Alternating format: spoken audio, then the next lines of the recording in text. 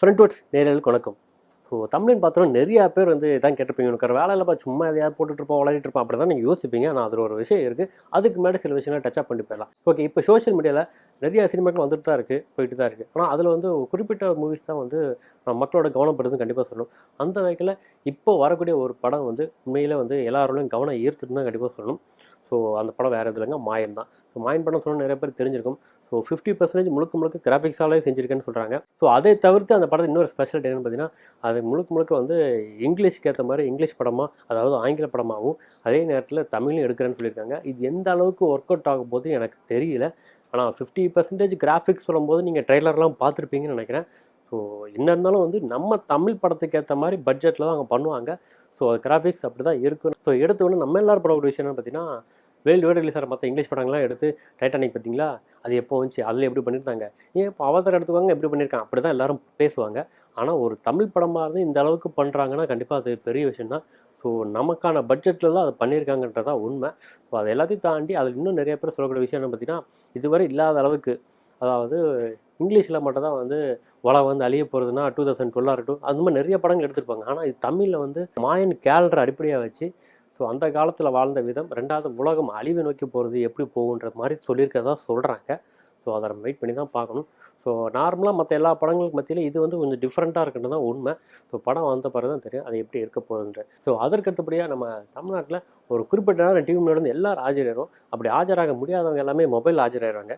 So அது என்ன நிகழ்ச்சின்னு எல்லாருக்கும் தெரிஞ்சுட்டு நினைக்கிறேன். அது தமிழ்நாடு மட்டும் இல்லை, நம்ம இந்தியா ஃபுல்லாக வந்து ஃபேமஸாக தான் இருக்குது. Not only India, world wide ஃபேமஸான நிகழ்ச்சி தான். ஸோ அந்தந்த நாட்டுக்கு ஏற்ற மாதிரி அந்த நிகழ்ச்சி பேர் அமையும், அவ்வளோதான். மற்றபடி எல்லாம் ஒன்று தான். என்னப்பா இவ்வளோ பில்டப் பண்ணுற, அப்படி என்ன ஷோன்னு கேட்குறீங்களா? வேறு எதுவும் இல்லைங்க. ஓடவும் முடியாது, ஒளிய முடியாது சொன்னோன்னு தெரியும்னு நினைக்கிறேன். எஸ், நம்ம பிக் பாஸ் நிகழ்ச்சி தான். ஸோ பிக் பாஸ் நிகழ்ச்சின்னு சொன்னால் நம்ம கமலஹாசன் அவர்கள் தான் வந்து எல்லாரும் ஞாபகத்துக்கு வருவாங்க. ஆனால் இனிமேட்டு அவர் ஞாபகத்துக்கு வர மாட்டாருன்னு தான் உண்மை. ஞாபகத்துக்கு வரமாட்டார் நீ எப்படிப்பா சொல்லலாம் அப்படின்னு.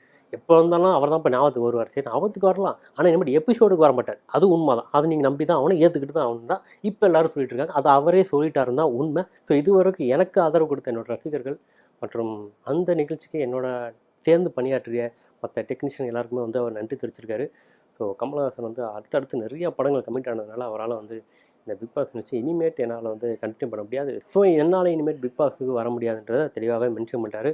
ஸோ ஓகேப்பா, பிரச்சனை இல்லை. இப்போ அடுத்தபடி யார் தான் பார்க்கலாம் அப்படின்னு. ஸோ இது நடுவிலே வந்து பார்த்திங்கன்னா அவர் கொரோனா பாதிக்கப்பட்ட போது நிறைய பேர் சொல்லிட்டு இருந்தாங்க, அடுத்த சீசன் அவர் வரமாட்டார், வேறு ஒருத்தர் தான் வருவாங்க. ஸோ கொரோனா பாதிப்பில் இருந்தபோது கூட ரம்யா கிருஷ்ணன் பண்ணியிருந்தாங்க, அதுக்கடுத்து சிம்பு கூட வந்து பண்ணியிருப்பான்னு நினைக்கிறேன்.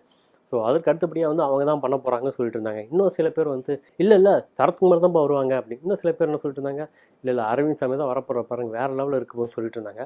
ஆனால் இது எல்லாத்தையும் தாண்டி இப்போ என்ன நியூஸ் வந்திருக்கு பார்த்தீங்கன்னா, விஜய் சேதுபதி அவர்கள் தான் வந்து அடுத்ததான் வந்து பிக் பாஸ் நிகழ்ச்சியை தொகுத்து வழங்க போகிறார். ஸோ அதற்கு தான் வாய்ப்பு அதிகம், அவர்கிட்ட தான் பேச்சுவார்த்தை நடத்திட்டு இருக்கதான் எல்லாருமே சொல்லி முடிச்சிட்டாங்க. சரி ஓகேப்பா, எல்லாத்தையும் வளன்னு பேசிகிட்டே இருக்கே, ஃபஸ்ட்டு தமிழில் போட்டது என்ன, அதை ஃபஸ்ட் சொல்லு, அதானே கேட்குறீங்க. சரி ஓகே, இதுக்கு மேலே வந்து நம்ம மறைச்சி எதுவும் ஆக போகிறல. ஏன்னா இதுக்கு மேலே நான் பேச மாட்டேன்னா கண்டிப்பாக நீ ஸ்கிப் பண்ணி போயிருங்க, அடுத்த வீடியோ போயிருங்க எனக்கு தெரியும். ஓகே, கோட் படம்னு சொன்னோன்னா அதுலேயும் அஜித் எதுக்கு உள்ளே கொண்டு வந்து நிறைய பேர் கேட்பீங்க. ஆக்சுவலாக நான் ஃபேக்டை தான் சொல்கிறேன். நம்ம தியாகராஜன் சார் வந்து இப்போ ரீசெண்டாக ஒரு இன்டர்வியூ கொடுத்துருந்தாரு. ஸோ அவர் வந்து அவர் பிரசாந்த் படத்துக்கு அந்தனுக்காக கொடுத்துருக்காது எல்லாமே தெரியுமே.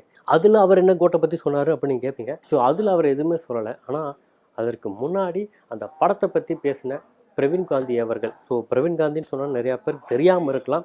ஸோ பிரசாந்த் அண்ட் சிம்ரன் இவங்க 2 பேர் நடிப்பில் வந்து ஜோடின்னு ஒரு படம் வச்சு எல்லாருக்குமே தெரிஞ்சிருக்கும். 90s கிட்டலாம் கண்டிப்பாக மறந்துருக்க மாட்டீங்க. அந்த சாங்ஸ் எல்லாம் யாரும் மறந்துருக்க மாட்டாங்க.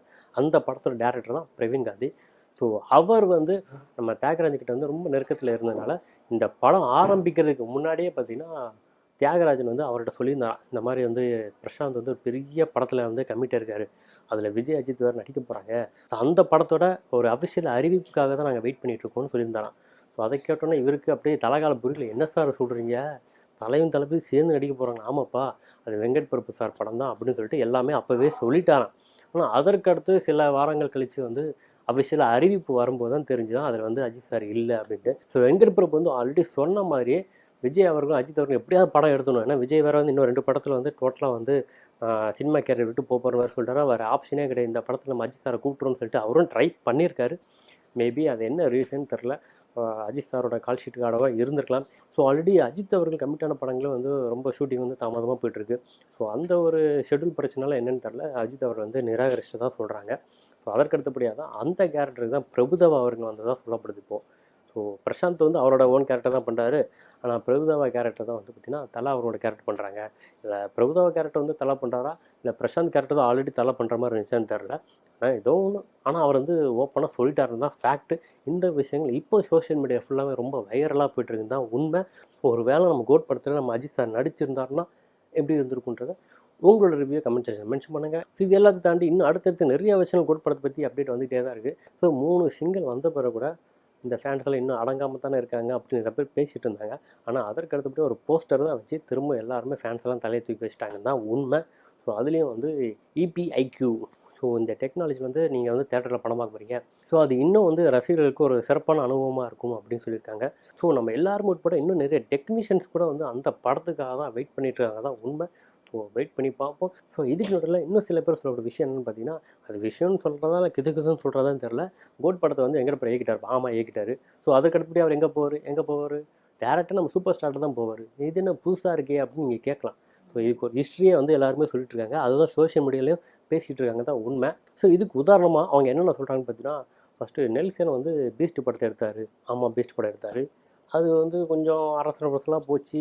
நம்ம முன்னாடியே சொன்ன மாதிரி கலவையான விமர்சனம் சொல்லுவாங்களா, வசூல் ரீதியாக நல்லா ஆயிடுச்சு அப்படின்னு சொல்லிட்டு இருந்தோம்.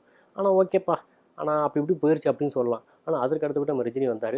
ஸோ ரஜினி அவர்கள் என்ன சொன்னார்னா, ஸ்டேஜில் சொல்லியிருப்பார், பீஸ்ட் படம் வந்து சரியாக போகலன்னுலாம் சொல்லிட்டு இருந்தாங்க, அவருக்கு எதுக்கு நீங்கள் கொடுத்தீங்க அப்படின்னு சொல்லிட்டு நிறையா பேர் கேட்டதா அவரே வந்து சொன்னார். ஆனால் பரவாயில்ல, வசூல் ரீதியாக நல்லா கலெக்ஷன் வந்துருச்சு அப்படின்னு சொல்லிட்டாங்கன்னு சொல்லிட்டு அவரே வந்து அடுத்த ஸ்டேட்மெண்ட்டும் கொடுத்து முடிச்சிருப்பார். ஸோ இதுலேருந்து என்னப்பா சொல்ல வரேன்னு நிறைய பேர் கேட்பீங்க. ஸோ நெல்சன் வந்து விஜய் படத்தை இயக்கிட்டாரா, அதில் சின்னதாக தப்பு நடந்துச்சா, பீஸ்ட் வந்து கொஞ்சம் அடி வாங்கிச்சா உண்மை. அந்த படத்தில் அந்த தவறுகளையும் திருத்தி அடுத்த படத்தில் ஜெயிலரில் வேறு லெவலில் மாஸ் கட்டிருப்பார். ஸோ ஜெயிலர் எந்த அளவுக்கு ஹிட் ஆச்சுன்னு எல்லாருக்குமே தெரியும். ஸோ அதற்கு அடுத்து லோகேஷ் கனகராஜ் அவசரமாக வந்து லியோ எடுத்தார். அதுவும் நமக்கு தெரியும். ஸோ லியோவும் ஒரு விமர்சன ரீதியாக எப்படி அடி வாங்கிச்சு நமக்கு தெரியும். ஸோ ஒரு நல்ல ஒரு டேரக்டராக இருந்தார். அவர் கேரியர்லேயே ஒரு சின்ன பிளாக் மார்க்னு கண்டிப்பாக லியோ தான் சொல்லி ஆகணும். ஃபஸ்ட் ஹாஃப் நல்லா பண்ணீங்க, செகண்ட் ஹாஃப் அப்படி பண்ணீங்கன்னு சொல்லிட்டு நிறைய விமர்சனங்கள் வந்துச்சு. ஸோ அதற்கு அடுத்தபடியாக டேரெக்டாக வந்து நம்ம சூப்பர் ஸ்டார் வந்து கமிட் ஆனார். கூலியில் அவரே வரை இன்டர்வியூ கொடுத்துருந்தாரு. ஸோ லாஸ்ட் படத்தில் நான் பண்ண தவிர இந்த படத்தில் நான் பண்ண மாட்டேன்னு சொல்லிட்டு லோகேஷ் கனகராஜ் அவர்களே சொல்லியிருந்தார். ஸோ இது வந்து அடுத்தபடியாக வந்து ரஜினி படம் கூலியில் வந்து இன்னும் ஹைப்பு தூக்கி விட்டுருச்சு தான் உண்மை. ஸோ இதற்கடுத்து விஜய் நடிக்கக்கூடிய படம் தான் கோட். அதை வெங்கட் பிரபு தான் இயக்கிட்டு இருக்காரு. ஸோ இந்த படத்துலேயும் என்னென்ன தவறு இருக்கோ அது எல்லாத்தையுமே சரி செஞ்சு அடுத்த சூப்பர் ஸ்டார் கூட சேர்ந்து அவங்க படம் பண்ணுவாங்க அப்படின்னு எல்லா பேர் பேசிகிட்டு இருக்காங்க.